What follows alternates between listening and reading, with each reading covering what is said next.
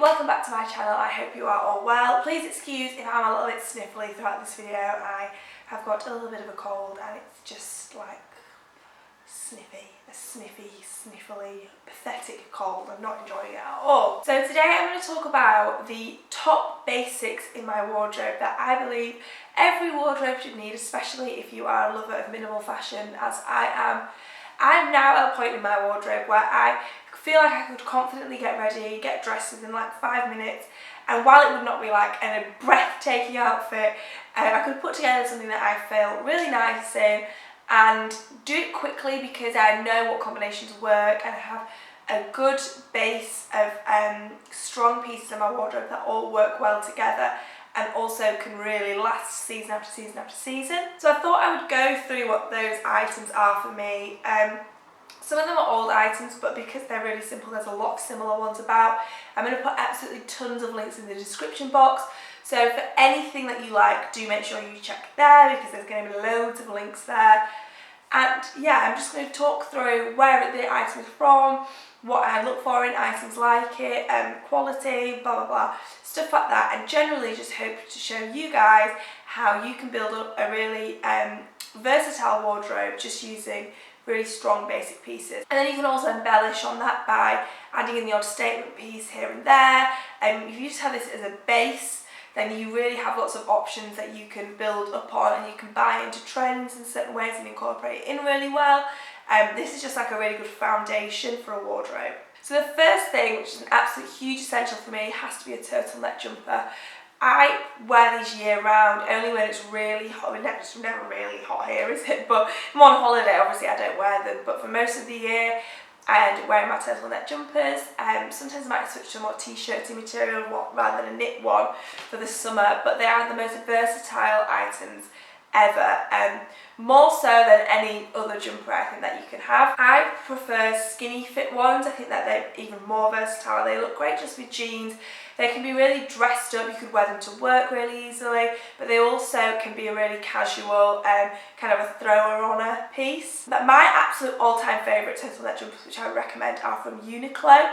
They are so affordable. I think they're like £20 or £25, and they are a ribbed knit, so they are super skinny. Something about being a ribbed knit means it sits really tight and skinny, and I've not got massive boobs, but if you've got boobs, sometimes turtlenecks can sit really strange over your chest, but these ones look really good.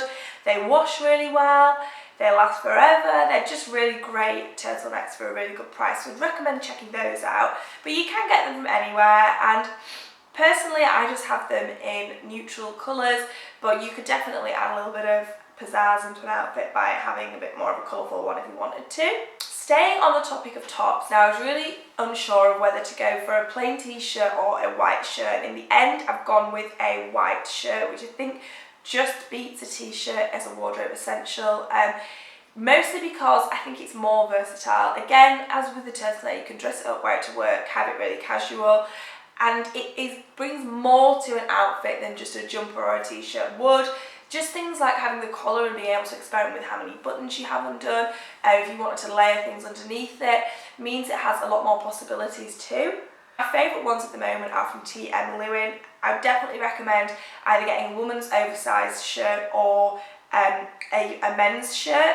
They just have a much cooler feel to them. It takes what is quite a smart and sharp item and makes it much more effortless. So those are the two main tops, and now I'm going to move on to the bottom half of things. And again, I've got two items here which I just think everybody needs in their wardrobe. The first of which is skinny jeans. Now, I spent a really long time thinking about what kind of jeans to go for. I'm a lover of ripped jeans, I'm a lover of Levi 501s and boyfriend jeans. And while obviously you can have ripped and skinny jeans, for the purpose of this I'm thinking just normal, really well fitted skinny jeans, no rips at all. My most worn jeans tend not to necessarily be blue. I wear my black skinny jeans all the time. This particular pair is a dark charcoal grey, and they're just so much smarter than blue jeans, and again makes them a little bit more versatile. Without a doubt, the best skinny jeans I've ever tried are by All Saints. This pair's from All Saints. They're the Mast style. They do lots of different styles of skinny jeans. I'd recommend making sure you go and try them on because each of them fits quite differently. Like some of their other styles do not fit me at all, but for me personally, the Mast is the best style. So these are just the best skinny jeans. I wear skinny jeans all the time. Like, I think they're great as a base piece, and you could do so much on top of them. You could keep it really chic and go for a really tight fitted look, or really go for it and have oversized, big silhouettes and big jumpers and stuff, and then look really great with some skinny jeans which balance everything out. Obviously skinny jeans look bloody brilliant with heels as well. I'm always a big fan of skinny jeans and heels. It's just like a classic combination that you really cannot go wrong with. So for the next pair of trousers, I've gone with some sort of slightly cropped, like ankle grazing suit trousers, black one. Now this particular pair are from ASOS, and they were like £20 or something. They were so inexpensive, and they're really, really, really good. You don't need to spend a lot of money on these. Just know what you are looking for, and you can get a really good fit and a really good tailor for a really good price. I would definitely recommend making sure it sits around ankle length. It's much more flattering and it kind of makes it look more feminine while still having a very androgynous feel. It also means loads of different shoes work really well with them. I love to wear mine with trainers and without having any socks on, and just having the flash of skin around your ankle. I think it's really flattering. Also make sure you know how skinny or not skinny you want them, because generally suit trousers won't be skinny the whole way down. If you get a cigarette style pair, the problem that you might find is that it kind of grips onto your calf a little too much rather than hangs nicely, and then you end up with a baggier feeling knee area or something. So that I'd be more wary of. Personally, I like to go for a straight leg, which is what this pair are. And I haven't worn these so much. They look great with everything. Once again, you can dress them up, dress them down. I think that's really important with basics. They need to be able to be taken from day to night and through season to season. These look great on holiday. I've worn these trousers so many times on holiday too. They look really good with slides and just like a plain t-shirt or something. So these are absolutely essential. As I said, don't necessarily feel like just because it's tailoring you have to spend loads of money. Continuing on that point of cheap tailoring, and one of the most essential jackets. Now, this one I found really hard to pick because I thought like a leather jacket is definitely an essential, a denim jacket is definitely essential, but out of all of them, the biggest must-have for me, and the one I wear the most, is a long-line black blazer. This particular one's from H&M about 2 years ago. It's from one of their studio collections. And I have worn this so much. It is so flattering. It goes with every single outfit I wear. I wear this on nights out. I wear it under coats when it's really cold. I wear it, like, it looks really good with little dresses and stuff. It just looks great. It's so incredibly flattering. And the reason is because of the length. Like, often blazers tend to be cropped, and I think that gives it a much more suit vibe and a much more workwear vibe. Whereas the long line, you kind of need to make sure it's sort of skimming the bottom of your bum cheeks almost.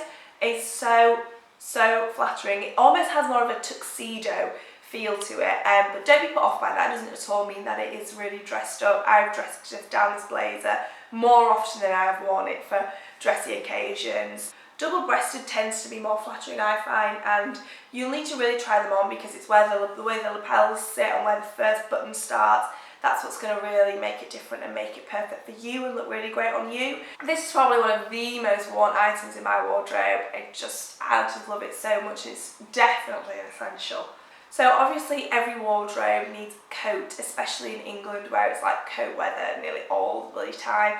I've done a video before on my whole coat collection, which I'll link somewhere on the screen now. But picking out of them, again, similarly to the jackets, was really hard. I'd find lots of styles and essential, but in the end, I went with a belted coat, and the belted part is really important. I don't tend to wear my coats done up very often. Most of the time I have them hung undone, but when it's cold, obviously you need to do them up, and that's when a belted one is fab because I find them so much more flattering than just a coat with bog standard buttons. You can also sometimes get belted ones that have buttons too, so you have the option, but the belt and cinching it in around the waist makes it look so good, especially if you've got a really heavy wool coat. The way that the material will pull in and the structure it brings just looks brilliant. This particular one is from All Saints, which I got about 2 years ago. They've actually reintroduced this style again, which I'm really excited about. I'm very tempted to order it in a different colour because it is such a versatile piece. I would recommend going for a slightly longer length coat. Again, that was another decision I made when including this. I do have some super long ones and also some short ones, but around the knee length is probably the most versatile and looks just as good with flats as it does heels for work, as it does for day to day.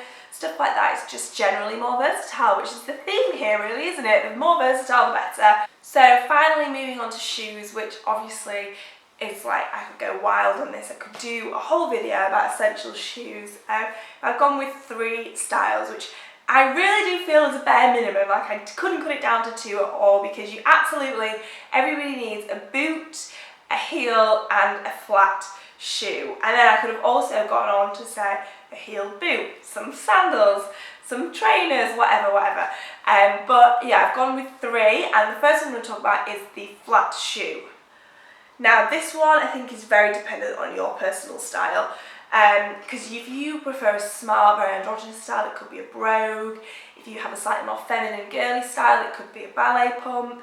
For me, I have gone with Converse, which have to be one of the longest standing essentials in my wardrobe. I've been wearing Converse since I was like, I don't know, maybe 13 maybe? I'm not sure, but definitely from being really young. And they are a classic shoe for a reason. They look really good with everything. They are good year round, apart from in the rain. Don't wear them in the rain because you will get wet feet. But yeah, they're just good for, and they're good for all ages as well. Like, I don't think there's an age limit on wearing Converse. Anybody looks good in them. I've gone with the low top black pair, which is probably the most classic style out of all of the Converse. I do really like the high top ones, but the low tops are just slightly easier to wear, and they look great with stuff like the cropped suit trousers we've already talked about, skinny jeans. They even look good on holiday with your shorts or with a little sundress. They're definitely an incredibly versatile shoe, and one that can be worn year round too. So yeah, the Stan Smith nearly came out on top, but in the end I thought no, there has to be the Converse, which has been a classic shoe for me for much longer, and just is an absolute essential without a doubt. So the next pair of shoes is a pair of black ankle boots.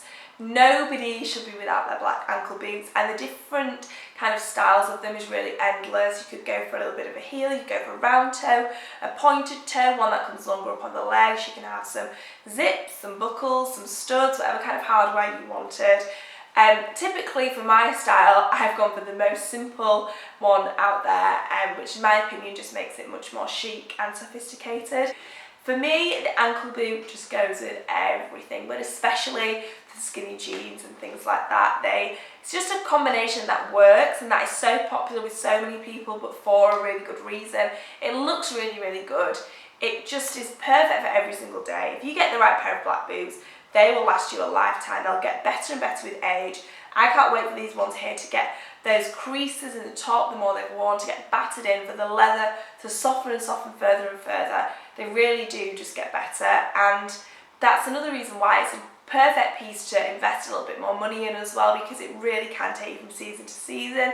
So for me, that's why I've gone for something really simple, because I know that's what lasts in my wardrobe. Any items that I've gone which are a bit of a statement or have a bit of something going on don't tend to have as much longevity for me. So yeah, the simpler the better. So the final item I'm going to talk about is some heels, and I know heels might not be an essential for everybody, especially if you find them really hard to walk in, but I could not be without my heels. And the pair I've gone for is pretty obviously a really simple court pump. I don't think there's a more classic shoe, especially a heel style shoe, that you can get.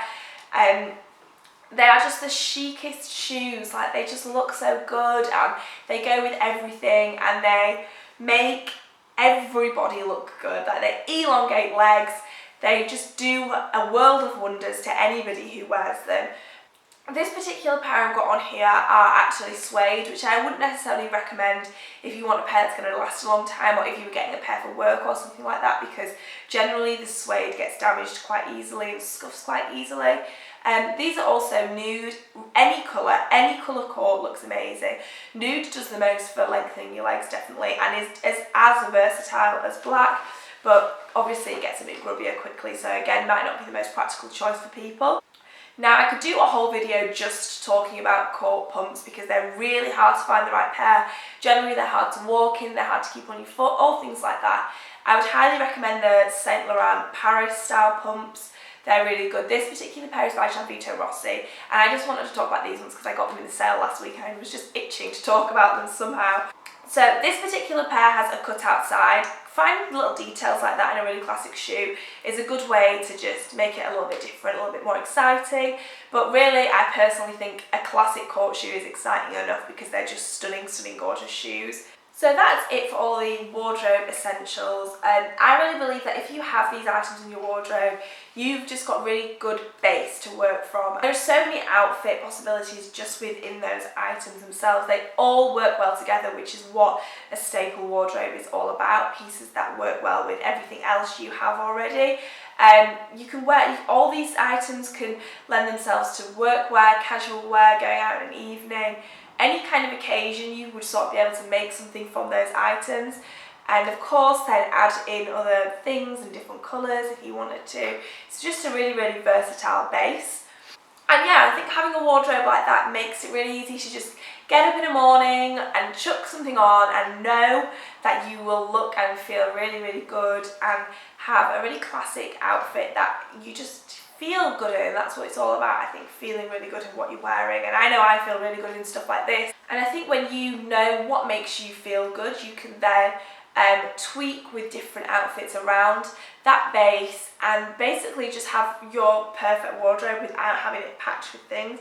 Now, I'm not one to talk, my wardrobe is packed with things, I'm not claiming that for a second, but these are the items that I definitely go to every day, and if I had to get rid of everything and start all over again, I would go for things like this first.